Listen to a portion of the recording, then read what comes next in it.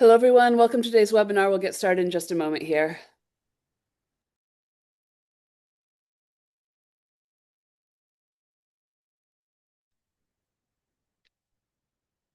All right, hello. Welcome to today's webinar in our Earthquake Spectra Highlights series. My name is Elizabeth Angel. I'm EERI's Communications and Program Manager.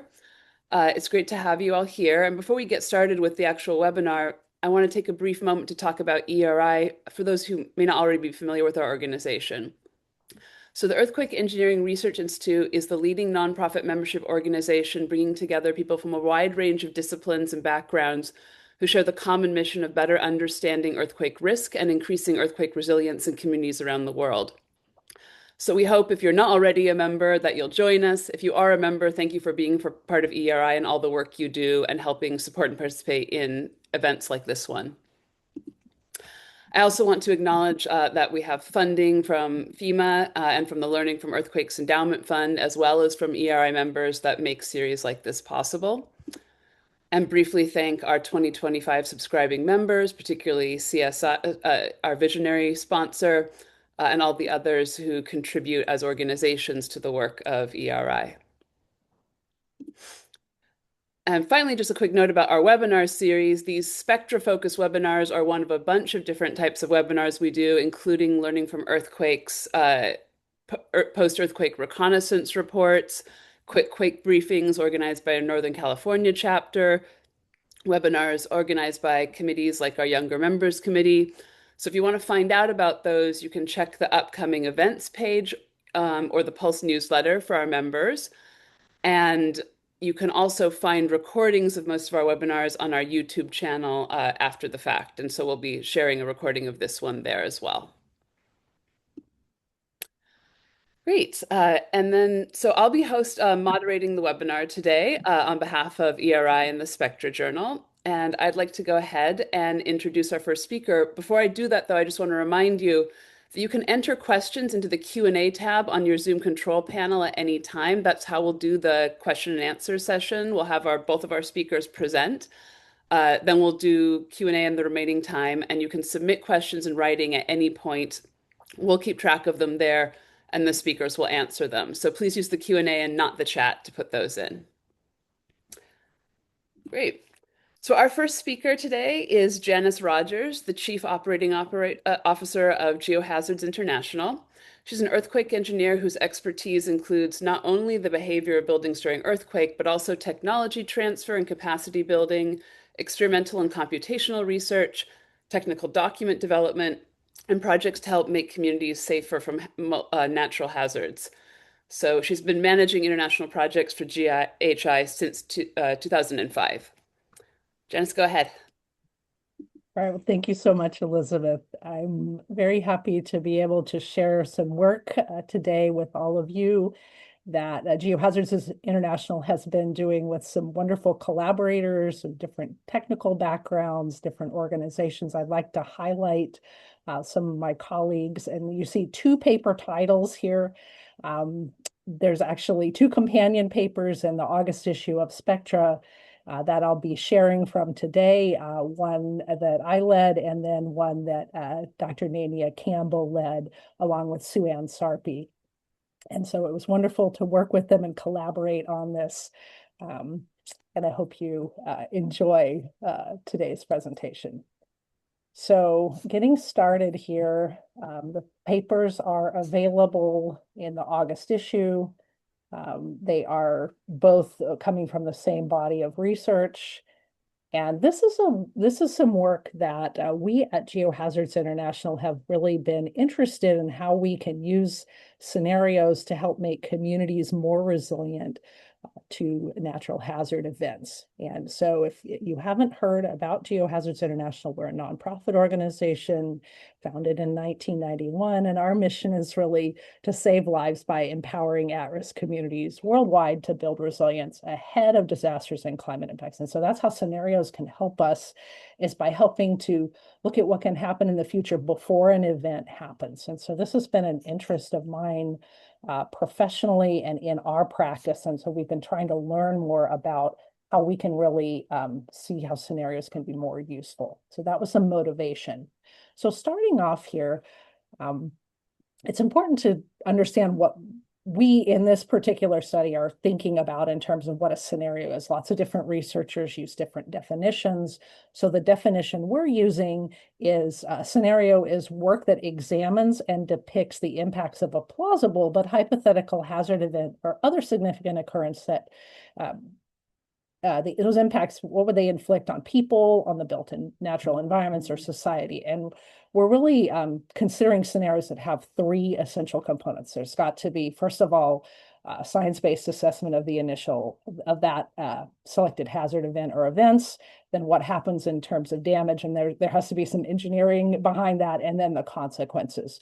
So if we only have one of those pieces, say, for example, since we're talking about earthquakes today, a shake map, we'd consider that a scenario component or only one piece. And in our study, we're looking at really work that has all three of these components. They're all important, and you can do a lot with each of the individual components, but we had limited resources, and so we had to pick and choose. And so that what we've chosen is to look at studies with all three. So another important thing that we are focusing on is how scenarios get used for mitigation rather than emergency preparedness, which is a little more well understood. And this scenario may have multiple purposes, and a lot of scenarios start out with, hey, maybe we'll do this for emergency preparedness purposes. But a lot of developers really want their scenarios to be used to really make a difference in the level of risk in the community and in the resilience. And so that's why we were looking at how scenarios are used for mitigation. So we considered publicly available scenarios primarily that have those three essential components. And this is part of a larger study that also looked at volcanoes and landslides as the hazards that were being looked at with scenarios. We did interviews at 3 other sites in Ecuador, Nepal, and New Zealand, and then a global literature review. And then we developed practice advances and guidance on how we can better use scenarios to improve resilience in communities. And there's a QR code there on the screen. If you're interested in, if you work with scenarios, if you develop them, you're interested in learning more about that, we did develop some practice guidance in order to implement some of the things we learned today and also in the broader study. So see if I can get the slides to advance here. Okay, so our research questions, we started out pretty simple, like, are people actually using scenarios to make decisions about mitigation? What do they find important? What actually changed, if anything, as a result of scenarios? And then there were some questions around credibility and how much hazard information do you need, and is there a threshold of scientific quality? So this is a little more granularity on what we were trying to learn. So our methods, we reviewed scenarios in the literature. There happened to be 47 of those that we found. We did, the core of our research really was the semi-structured interviews. There were 66 of those. We had 77 participants. Sometimes an agency would send us, multiple people would sit in the interview, and that was really interesting to hear those different perspectives. The transcripts were analyzed by Nania and team, then logged mitigation impacts that were attributed to different scenarios or connected to them in some way by those interview participants. We triangulated with supporting documents, and then we made some modified influence diagrams that I'm going to show you in a few minutes. So who did we interview? There was, that's up in the right-hand corner, a lot of people affiliated with infrastructure, different levels of government, all the way from federal and tribal down to the local level, and different, some researchers, but primarily people who were in various types of practice. And then we did interview developers and users. We wanted to have a lot more users than developers. And so that's why you see this is over 60% users. But these people that are consultants or scenario developers, that's this top quadrant here. Those are the people that are usually making the scenarios. In terms of people's discipline, a lot of engineers, as you might expect, some earth scientists, but emergency managers, land use planners, some public policy folks, and then a few social scientists. So just there is not as much representation from social science in here as we might have wanted. The geographic distribution within the state. I'm pointing out that these interviews are only in California. We didn't interview people outside California for this study, or people that had been practicing in California at a particular time. We did interview more people from the Bay Area, and if you look at the distribution of where the location about which the scenario was written, that makes a little more sense because there are twice as many scenarios for the Bay Area as there are for Los Angeles. So we needed to interview more people to get understand, the impacts of those scenarios, because there just are more of them up here. You can see here on this bar chart, there's more.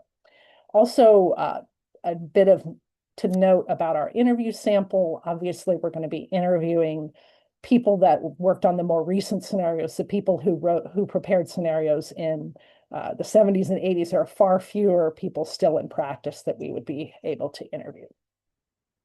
So now turning to the results. These are some useful features of scenarios reported by our interview participants. The first is that they really bring stakeholders together to work to form a broader perspective. This is across disciplines, across agencies. There are visualizations that depict losses and impacts of interest to policymakers. Something that has emerged is, for example, impacts on housing. That's an area where you have an intersection of building damage that engineers are interested in and policy impacts that your policymakers are interested in, like things like loss of housing. Scenarios can be more readily understood by people who are not experts in earthquake engineering or probabilistic risk types of modeling, that you can say, well, this might happen and this many houses might be damaged, for example. That is a little easier to grasp. So that was a useful feature. Scenarios can also provide a basis for developing mitigation alternatives and identify some targets for action or investment. We also ask some questions in the interview to allow the calculation of what's called a net promoter score. And you have probably all seen this when you buy something online and a little window pops up and it says, how likely are you to recommend this product or service? On a scale of 1 to 10 being very likely to recommend, 1 being not likely to recommend. And so we ask this question to our interviewees and calculated this net promoter score. And it's basically customer satisfaction. How satisfied are people with using scenarios and recommending them to others to use for mitigation type purposes? And people were more positive about scenarios than we even expected. So if you look at how these are normally interpreted, anything above 70 is really good, means they're doing a really good job of product is good. And so we saw a lot of these 9 and 10 scores up here that put us up in that overall range of 74 for California. So this shows a little bit of quantification that people are quite from our interview sample are quite happy with how scenarios are as a tool.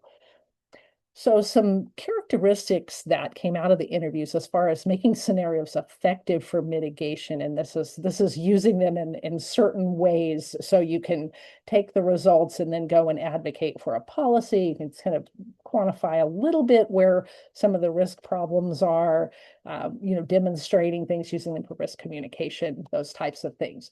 So one of the things that really made scenarios effective was this robust and collaborative development process where you've got multiple disciplines coming together, you've got end users, you involve everyone from the beginning, and throughout people are working together on the same problem from different perspectives. That people found that to be very compelling.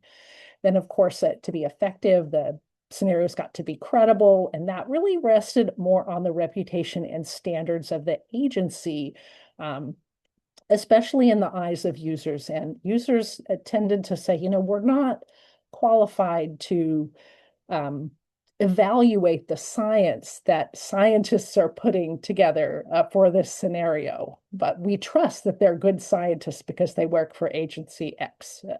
And then that agency would of course make sure that everything is okay. So it wasn't it would be more the developers who are more concerned about the quality of the specific work, how recent the data was, did you have those perspectives from multiple disciplines coming in? Did you achieve some scientific consensus? So those were all things that we heard as far as credibility, from the developer side. For the scenario to be effective, clearly it needed to be plausible. People had to believe it could happen, practically applicable. Those results needed to clearly describe impacts that were important to the end users. What matters to you in your community, and what impacts are you concerned about?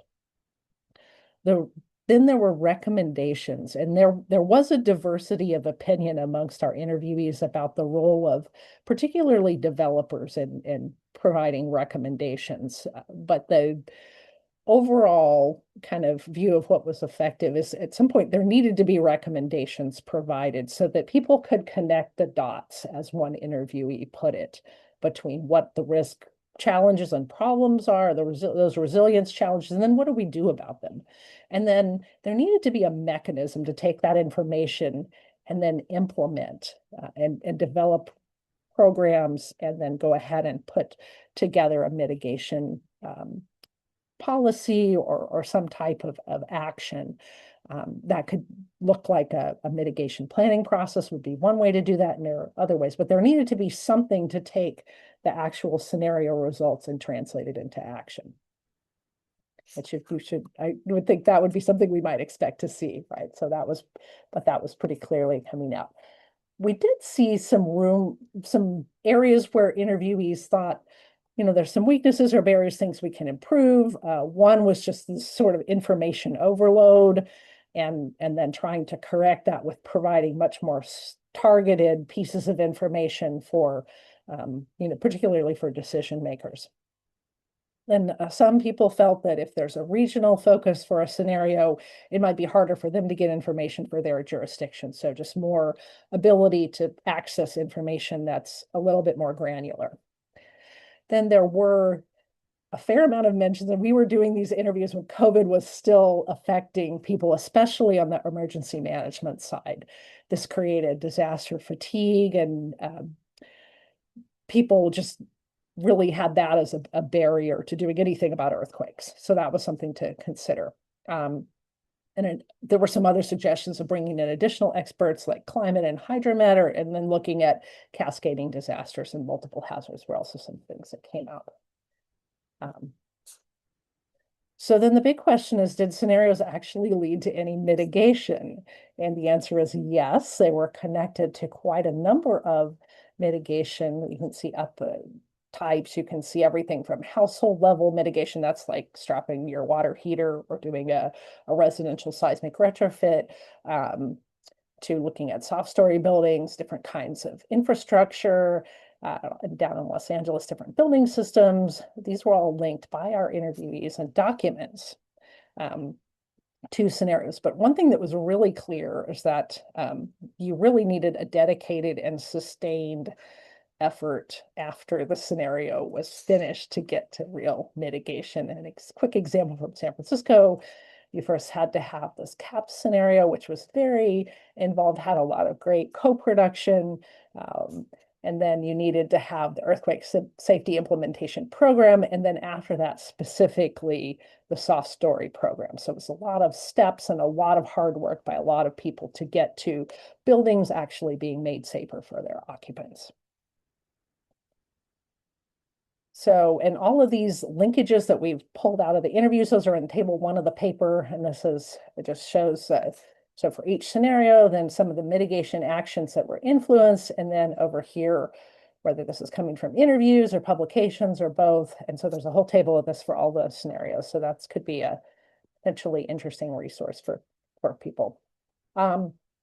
So just to summarize a few key areas in which scenarios influence mitigation, the first is buildings. There's a lot of work on soft and weak story buildings, also non-ductile concrete buildings. The first instances of scenario use we could find were actually some of the URM programs, where some advocacy for doing those programs, scenario results were used in those. To advocate for those, and then of course household and workplace mitigation in buildings. For infrastructure, we saw a lot with water system resilience, transit system resilient bridges. There really wasn't much of a connection there, other than sort of Caltrans's internal processes where they do use scenario earthquakes for design, but not much on bridges, much more on water resilience and transit resilience. So I mentioned influence diagrams. So this is what one of these looks like, and it is very um, dense, I guess. But this in portrays a bit of how complicated and a bit messy these processes are. The influences of, you see scenarios here, if we just blow up this part of it, scenarios are here and they're feeding information in. These are the mitigation actions. This is all for soft story buildings in the San Francisco Bay Area. And you can see these contextual factors. You can see other things are happening in the environment that are really important. And interviewees would be telling stories of how things actually got done. And that's where we pulled this information from over here, as well as documents and things that people had written about the work that was finished. So you can see all these interlinkages here. And so this is not somebody does a scenario and then suddenly mitigation happens. All these other things need to happen.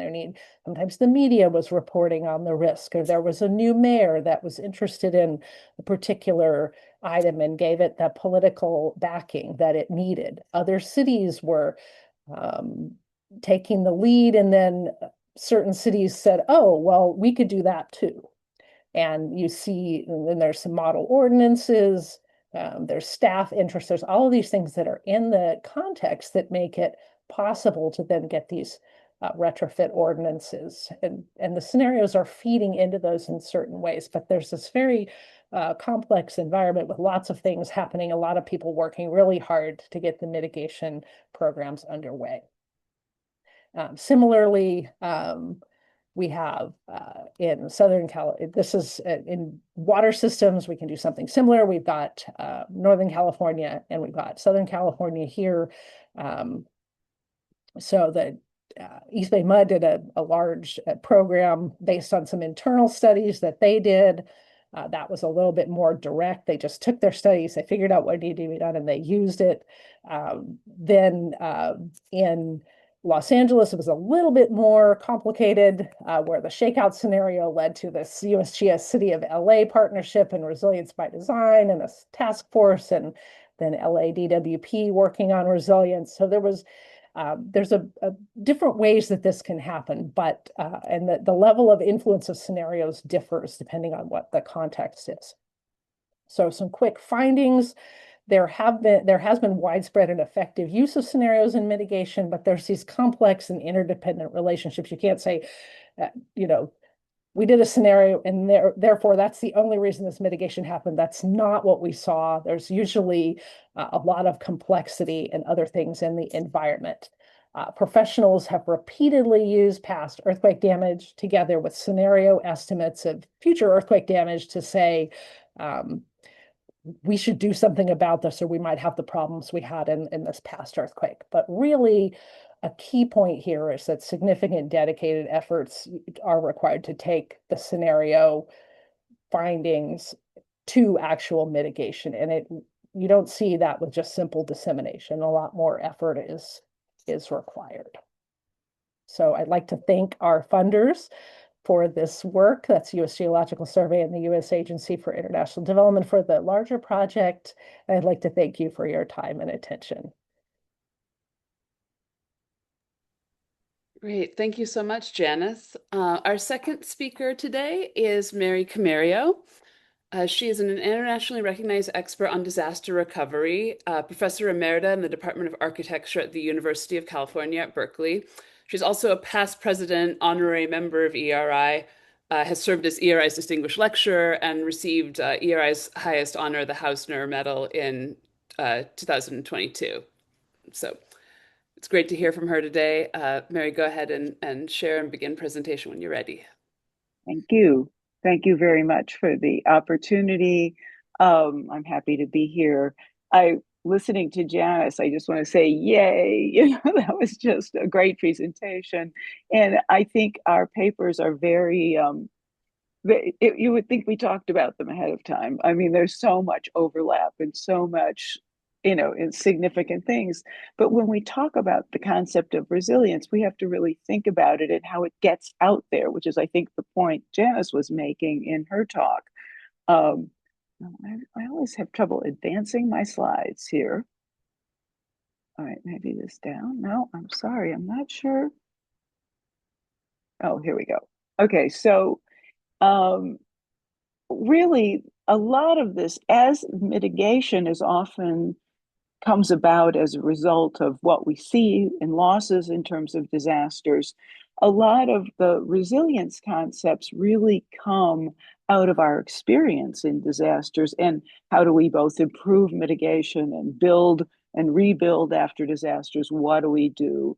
But I think the change that I have seen and that I've written about in this paper is that we're finding in the 21st century, we really can't keep up with the scale and the frequency of the current level of disasters. And it's more than just earthquakes, obviously. It's wars and climate disasters. And of course, as Janise mentioned, housing is a huge issue. It rarely recovers, no matter whether it's a rich or a poor nation. And despite the better programs that we have for housing, we still see that the poor and the vulnerable don't end up with very many options after a disaster. So, how do we improve our systems to get that, to change that? And the concept, I mean, resilience has been around since the 17th century. It comes from medicine and bouncing back. But it was really redefined in the 70s and 80s, sort of in relation to complex adaptive systems. But in our field, I think the work being done by social scientists and interdisciplinary groups in the 90s and early 2000s is what ultimately led to a very significant report on disaster resilience and national imperative that was published by the National Academy of Science in 2012. And that report really linked the concept of resilience to fiscal, social, environmental, health, and security hazards, as well as natural disasters. And so it really laid a groundwork for how the broader perspective of thinking about the concept of resilience, both in our fields and in many others. And at that moment, if any of you were in academia, you remember that every grant proposal you did had to have the word resilience in it, or it wasn't going to be funded. And that was true sort of across the board for government agencies. And they were struggling to figure out how to adapt policies and programs. And in our engineering community, we were struggling how to change client thinking about performance-based engineering, how to limit damage before disasters without really clear code mandates. So we were in a period in the 2010s where we were really trying to figure out how to apply these things. But we did make some incredible strides in that period. In 2000, just a few examples, there are many others. 2013 was the beginning of the 100 Resilient Cities program. The 2015 was the Los Angeles Resilience by Design, adopted by the City Council. NIST and FEMA reports that focused on improved recovery times with functional recovery started in 2017 and were sort of published by 2020, two different reports. And at the global level, the World Bank and the UN really were making systematic efforts to improve disaster recovery programs with a culture of safety and resilience, with environmental and social frameworks. But most of these acknowledge the community, financial, institutional, social, ecological issues. But most of these programs that we saw the strides in were primarily about buildings and infrastructure. And we'll come back to that in a second. Because really, what I want to suggest is what changed really took place in the same frame of the COVID pandemic. And it was not just the COVID pandemic, but the other traumas that really overwhelmed and shocked the entire world. Not only though, people had to adapt to COVID by working at home, kids had to study at home, people were trying to balance how to do all of that. There was obviously losses. At the same time, we were seeing both racial tension, economic tension, and inequities. We saw huge protests over racial issues. We saw protests by nurses and doctors and other essential workers for better treatment. And we kept having climate extremes with fires and droughts, and billions of dollars in losses. And that combination, I think, forced those of us who work and write and think about these things to try to redefine resilience. And we asked this basic question: how do all these multiple phenomena change the conception of community resilience? And I think first, we had to acknowledge the limitations of our current approaches and develop strategies to bring resilience to scale. And what I mean by that is, if you think about fixing the building code for something like functional recovery, which is not insignificant, it is still mostly about new construction. And, we have cities that have a lot of existing buildings in them, and we're not going to get to a community scale of resilience if we just focus on new construction.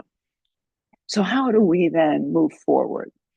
And if we try to redefine it, what do solutions actually look like? And the best way I have to describe this is to look at the history of policy changes that were really evidence-based strategies. And there are some pretty great ones historically in the United States. Environmentally, the Dust Bowl in the 1930s completely changed how we did policy around land management. The delivery of infrastructure changed enormously with the US Highway Act in 1956. To have political, social, and institutional changes, mostly they were done by expanding resources in certain areas. The Housing Acts of 1949 and 1954 both provided some public housing, and they also opened up lending and made homeownership more available. And I think the whole community approach to disaster recovery, which we've started to see organizations and international agencies implement, is really a broader thinking about how people are engaged. I think similarly, solutions look at improving public institutions with a bigger vision of service. And we really saw some of the funding of basic social services came from lessons from COVID that really made a difference in terms of childcare credits and other things. We saw we need improvements in public agencies locally. I mean, building and planning departments are always pretty low on the totem pole, and they need more support, as does FEMA and HUD nationally. And importantly, I think we really have to change higher education to meet these needs. We cannot do this without interdisciplinary work. I think Janice's brilliant influence model of how those mitigation contributes, but it's all these other things. We need to figure out better how to think about and leverage those multiple impacts, multiple influences to make policy happen. And what do? We in the technical community, we are EERI and we are interdisciplinary, but we are primarily representing a technical community. We have to focus on what we know to improve policy. And that's going to be largely around land use, buildings, and infrastructure. But I think we have to figure out how to better collaborate with many sectors, from finance and development and the regulatory sector, the construction sector, the building maintenance sector. We don't do enough in that kind of interaction. And we also have to improve higher education. As I said, I think we have to have much more multidisciplinary research. We also have to promote more applied research. I think the work that Janice has done, the work that ATC does are great examples. We need about 20 of each of them, if not more, everywhere around the country. And we have to think about preparing a subset of our graduates to serve in the public sphere. It isn't just professional and academic jobs we're training students for. We need them in many places if things are going to happen in terms of resilience. So a few quick lessons from some of these example programs because I think they help us frame this concept of how to go forward better. The 100 Resilient Cities was funded by the Rockefeller Foundation. It was an amazing, ambitious program in 2013, global program, but it was shuttered by 2019. On the positive side, it was an open-ended model that allowed cities to define their own needs. And it could have been from infrastructure, it could have been race relations. It was very open. The downside of that, there were too many activities with no measurable results. They were doing so many different things in 100 cities, they couldn't keep track of it all. And the lesson from that is that the resilience requires some institutional change, but it's going to require a lot of entities and efforts, just not one resilience officer in every city. It's going to need more than that. The second, and Janise talked about the importance of the scenarios, the resilience by design on the water system. It was one of the upgrading, and that thing, the report that was accepted by the city council focused on upgrading two parts of the infrastructure, water and telecommunications, and then the second part, retrofitting soft story apartments and non-ductile concrete buildings. But to focus on the one program, the LA Water and Power Plan, it was a 50-year plan, resilience plan, with $12 to $15 billion allocated in the first 20 years for the 3 new trunk lines at fault crossings. The second component being next generation pipelines that were replaced over their 50-year normal maintenance schedule so that they had better seismically resilient pipes throughout the LA water system over 50 years. And thirdly, and equally important, is to integrate all aspects of the water system business. So they looked at the very limited way in which their current water supply was provided, mostly by the aqueducts and the water storage that they had. But if they wanted to really reduce that reliance and look at stormwater recapture, conservation, recycled water, so that they could groundwater, so that they could continue to serve a growing metropolitan region.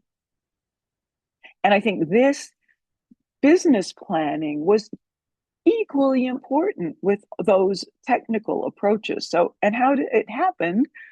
Because they were using short-term funding for the major construction, long-term maintenance for ongoing investment, but the long-term business planning by an established agency. So they combined new and innovative programs together, but they really recognized the need for collaboration between multiple infrastructure owners and operators, strategic partnerships, special projects. So they were really looking at teaming up with lots of other people.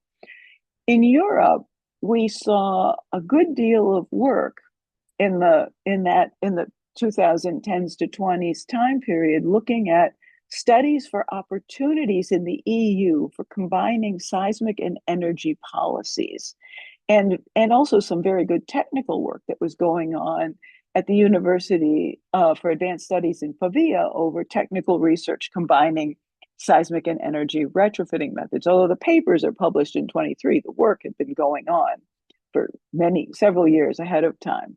And in Italy, which happens to be the country that had the most impact from these two things, the Italian government did a program in 2020 called the Super Bonus program. They paid 110% of the costs of retrofitting homes, cap of 100,000, and the take-up was huge. This was a post-COVID economic incentives program, but it was canceled by 2023 because it was too much money going out too fast. And what they found was the contractors were doing the insulation and the double glazing and the weather stripping and skipping the hard seismic retrofits because mostly they didn't know how. And that was an important lesson. And so they're now really, the civil defense is looking at another program called the Double Bonus, which is going to really combine Italian government and EU subsidies for the Green Deal with much better oversight and training. There's been some interesting research on technical side, structural and energy efficient exoskeletons, plus the kind of more normal kinds of upgrades that might happen. But the important resilience features, again, multiple sources of funding, managed centrally by the government, but with what Mario Dolce calls the hybrid experts, people who can speak to public policy and speak to engineering. He's a classic example of that. And I think we have a lot of those people in our community. We have academics who are very good at doing it. We have people like Judy Matrani Reiser at NIST, who is a brilliant example of keeping all of these hybrid interests in the air as part of what NIST does. And it addresses seismic risk before disasters by lowering seismic recovery costs, but providing financial incentives right away to owners in the construction and then in the lowering of their everyday energy costs. But it also recognizes this need for the extensive training and oversight, both of building inspectors, contractors, managers. It takes, another group of the people we all rely on in our industry that make buildings happen to have some training before they get asked to do these things. And the last one is another global example, the World Bank Global Program for Resilient Housing. I was involved in this work. There was a big 45-year review of housing recovery programs, really looking at some of the criteria that we've looked at in resilience, not just check the boxes on what you got done, and suggesting that, we're really not meeting all of the goals we'd like to meet. And so the policy proposal, which I largely wrote, looked at improving the housing capacity investments by the World Bank to limit losses before the disaster, essentially investing in resilient housing as normal housing policy. And it comes really from the build better before concept of requiring more than just a building code for new construction, but defining standards, ensuring quality, promoting innovation, working with existing buildings.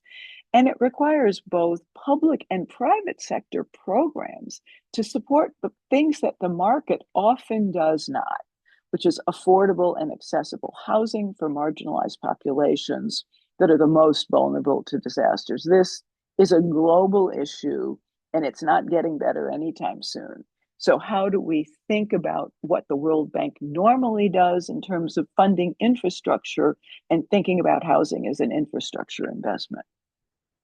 And its critical resilience features is it kind of reframes disaster preparedness. It says, we're not just preparing for this disaster, but we're really also providing the ability to improve housing overall in the World Bank's case in lesser developed countries, so that we get the funding to develop the skills both at the government level and at the private sector level for housing delivery, with education, training, and outreach, and addresses, again, the chronic housing problems to prevent them becoming acute in a disaster, because we have enough losses already from disasters that we can't fix.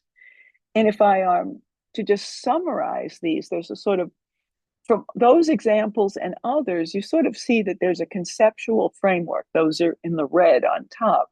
It needs multiple entities, multiple efforts. It's not a single program, a single approach. It reframes the focus on a task or issue and addresses the chronic problems. It isn't just addressing how do I rebuild after a disaster, but how do I fix the housing problem in the first place? And it plans then some of the implementation is long and short term goals, long and short term accomplishments, better blended hybrid experts within government agencies who can speak to the policies and speak to the technical needs, multiple funding sources, cooperative partnerships, targeted education and training, integration with existing and innovation within existing programs. We're not talking about starting from scratch. And to just conclude, what really changed in the last 5 years was the recognition that we were having a hard time scaling current approaches to disaster recovery to meet the kind of needs we're seeing in the globe. And we see that, not just in the poorer countries, but we see it in the price of insurance that's going up like crazy in the United States, all over because of all kinds of disasters. So how do people afford a home if they can't buy insurance? And we have to starting to ask better questions about what the solutions look like and how do we devise those policies and programs to meet societal needs. And then we're saying, well, what can we do? What can we do in the technical community? And I think the piece that I think we need to think about is how we change the culture of our education and work so that we have students with some who are not just narrowly technically trained. And we do a great job about it, but we also need them to be able to work with and collaborate with people in other disciplines. And we see it in EERI, but EERI can't be the only one. We have to do this in all levels of our university education. For the students who may just go to a small state program and come out with an engineering degree and want to go work in the building department, they need to know about some of these things. They need to think about how these things relate to other issues besides going through a list of requirements and checking boxes. And that really leads to supporting hybrid professionals to design and implement and monitor all these programs. I think if you look at that first NIST report that came out, I think in 2018, and those are all available in the links are all in the paper, they're all online. It really talks about what are the kinds of things you need to do just to support a kind of a change to in the building codes that says you have to take recovery and performance-based engineering into account. And so we don't need to do it just to teach people how to go work in an office. We need to do it to teach people how to work at all different levels of the built environment. And with that, I will just close and maybe we can have some discussion and answer questions. Thank you. And I will stop. Great. Thank you so much to both of our speakers for those great presentations. We have some great questions in the queue. I have a few of my own, so I'll just go ahead and launch straight into them. The first one is for Janise. Thanking you for the presentation and agreeing with you on the power of scenarios to drive investment in mitigation. And the question is, could you speak to how you guide discussions around prioritization, specifically how to help stakeholders narrow down which interventions to pursue when capital is limited, and how this plays out at the city scale? Relatedly, especially for earthquake scenarios, when you're conducting a regional seismic risk assessment, which risk metrics do you find most effective for supporting decision makers? Because different metrics can elevate different types of interventions, which can make that prioritization really hard. Thanks. This is a great question. It's really interesting, and this is always it's a big challenge. I mean, I think what we tend to do on the practice side is not to see it as a kind of an optimization problem or anything like that. It's more, where do we see alignment between there's priorities of stakeholders, there's interest, and there's resourcing coming together, and sometimes that's going to it's not all under the same authority. For example, if you think about a city, you've got your infrastructure agencies, maybe in a lot of the countries where we work, that's got its own department under maybe the state government for, say, water. that's under its own department. And then there's another department for health. There's another department for education. So within those, that's a different set of stakeholders with their own budget, with their own needs. And so it's more of a conversation with each of those stakeholders about what they can do and kind of trying to move the whole system forward together by working with each of those groups. So that's one aspect. Another, when you're talking about citywide, then it's more about with the mayor's office or something, it's more about what are the priorities. And this is where things like housing have been where in California, there's been a lot of commonality between the concerns about what might happen to people in terms of safety, what might happen in terms of economics and resilience with what the city is concerned about in terms of housing. So I think you can't prescribe it, as has been my experience in the work that we do, but it's more of this transdisciplinary process of everyone working together to try to identify what makes sense. And a lot of that's just coming through conversations and what's possible at the moment, but also at the same time, understanding what the needs are so that then when the opportunity that a disaster will happen and suddenly policymakers are receptive to doing things that they weren't receptive to before. And we as the technical community need to be ready for that. So that's also an aspect as well with the people that are more technically involved in this scenario and that whole process of identifying what some of those solutions can be and with the people and the technical people in the various agencies working on what those solutions can be so that then when there is the opportunity to go pursue them, then we can do that. Great.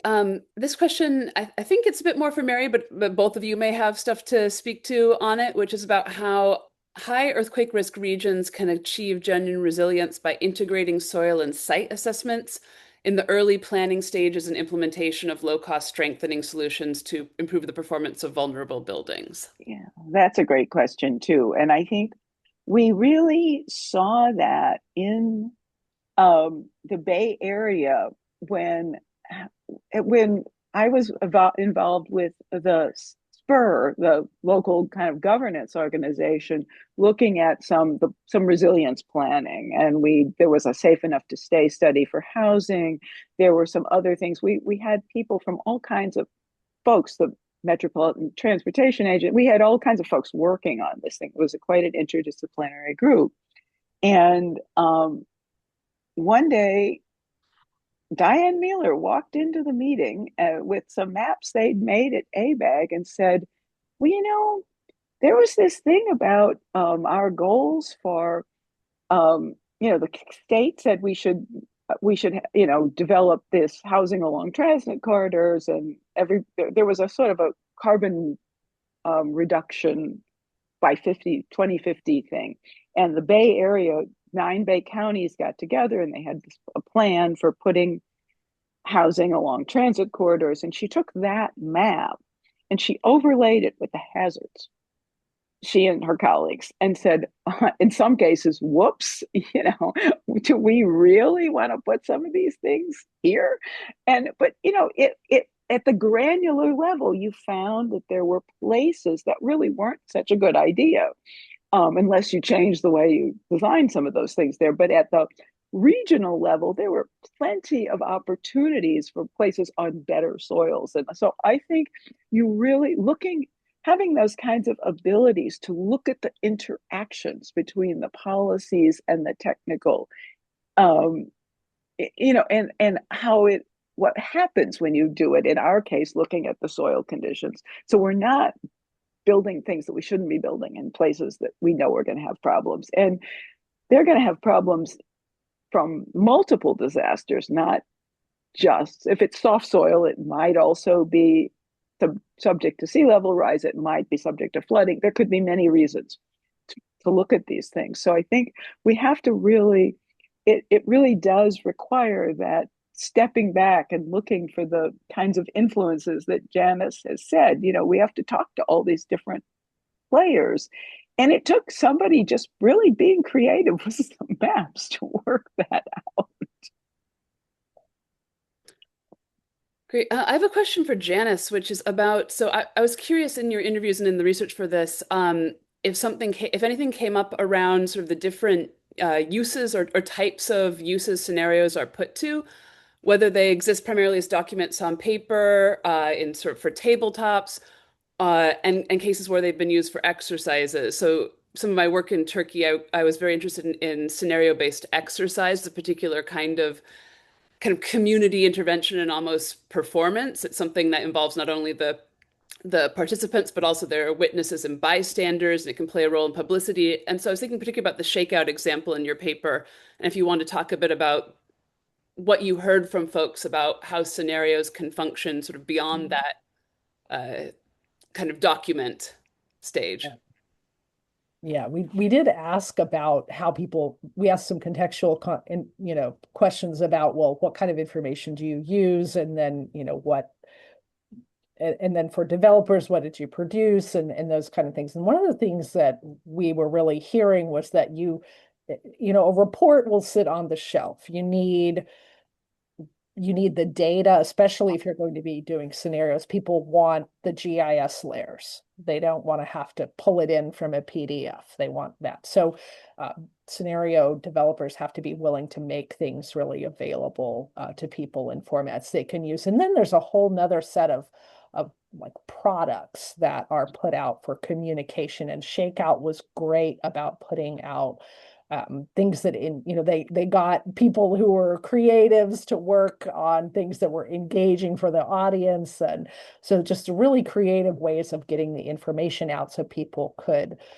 interact with it, and a lot of great partnerships and actions, and interesting people associate the shakeout drill. They don't even really think about the scenario. We had to clarify for a lot of people, like, we're talking about the scenario that was done in 2008, not the drill that happens every year, just because that's become so embedded in the idea of being a prepared person for earthquakes in California. People think about that. So there's been just wonderful examples of those other things. And I would say you've got to generate the knowledge, but then how you communicate it, share it, use it is far, far more than just a report. Could I add something to that? I think another really great example is the work that Quake Corps has been doing in New Zealand. They use the Alpine fault scenario on the South Island as as a link between sort of research and outreach. And so there were groups that were working with the sort of tourist community, the tourist serving communities, the businesses that are serving tourists. There were people working at the infrastructure level with every little tiny water service provider, throughout the island, and really getting them to share data and to talk to each other. And I think they've just done a remarkable job with that outreach. And it's a fabulous model that people can really look to.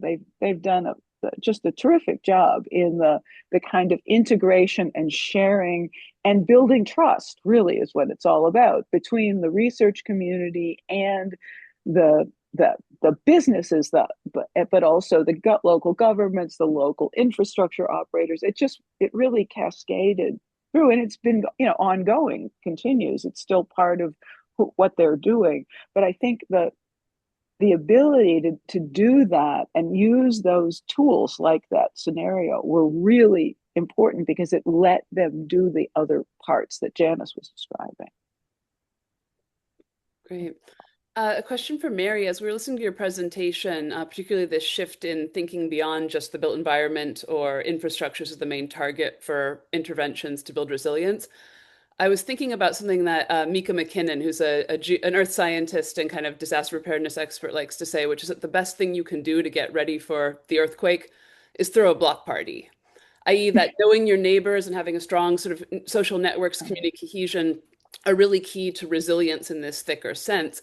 And so this came up a bit in your presentation, but I was wondering about how you're thinking in terms of like the housing crisis, both in the US and beyond, as a factor, and that creates real challenges for building that kind of resilience. Well, I think it does. It does and it doesn't, interestingly enough. I mean, I think it's obviously working on social cohesion is important, right? And helping people get to know their neighbors. But that is not what we do, right, in our community. I mean, somebody else is. There are people out there really doing lovely work on that kind of thing, and also, neighborhood community organizers making it happen.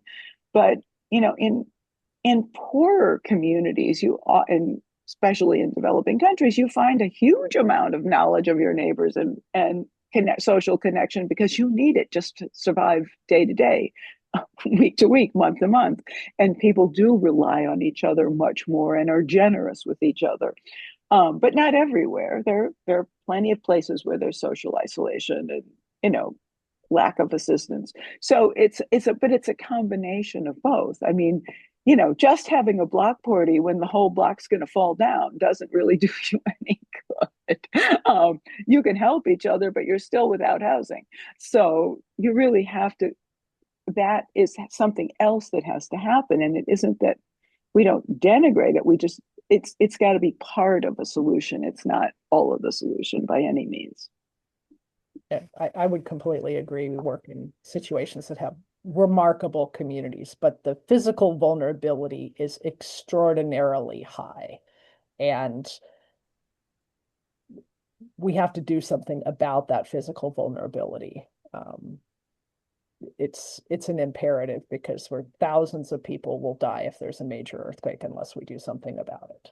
That's kind of how I look at it. And like Mary was saying, it's important to have the social cohesion that people are working on that in places where it's not there. But we have to also address the physical vulnerability side, or we'll continue to see the types of casualties that we're all working to prevent at EERI. So that's my addition. I want to say that we need a lot more of the work like Mary is doing to understand what is really working and bring that to the practice, and just so that we can understand where we need to go, how we can really start to make a difference using an understanding of what works, not just anecdotally, but more, a more thoughtful approach like what she's talking about today. Great, and then we're just about out of time here, but I wanted to share, in case you wanted to comment briefly, a comment, I think for Janise, from a mitigation program manager, that was again complementing that flow diagram and talking about the complicated ways that networks of players, opportunities, triggers for actions go into the funding and implementation of mitigation projects. And talking about the reasons that mitigation needs staff and program support to help seed those ideas and opportunities ahead of time, in order to convince that the people who can make policy decisions and implementation, that they're necessary. So if there's anything you want to add on that point. No, I think that's a great observation. Thank you. And I just want to say the local, support people in the city, in the technical agency, that is essential to actually getting mitigation done. So thank you for your work in that direction. I agree. Great. So on that note, I'm just going to share my screen again for one final slide, but I want to say thank you again to both of our presenters for those excellent presentations and for answering all the questions. For those attending, a post-webinar survey will pop up in your Zoom window after we close the Zoom.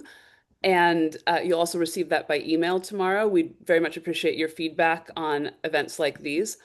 You can learn more about EERI at our website and become a member if you're not one already. Again, look to upcoming events or check the Pulse newsletter for future webinars. We've got several in the works at the moment that we'll be announcing soon. You can support this program by donating to EERI and the LFE Endowment. And then finally, I also just wanted to let you know that early bird registration for the 13th National Conference on Earthquake Engineering is now open, and you can find that at the 13NC site. So thank you again. Thank you to our presenters, to the journal Spectra, and to everyone who attended today.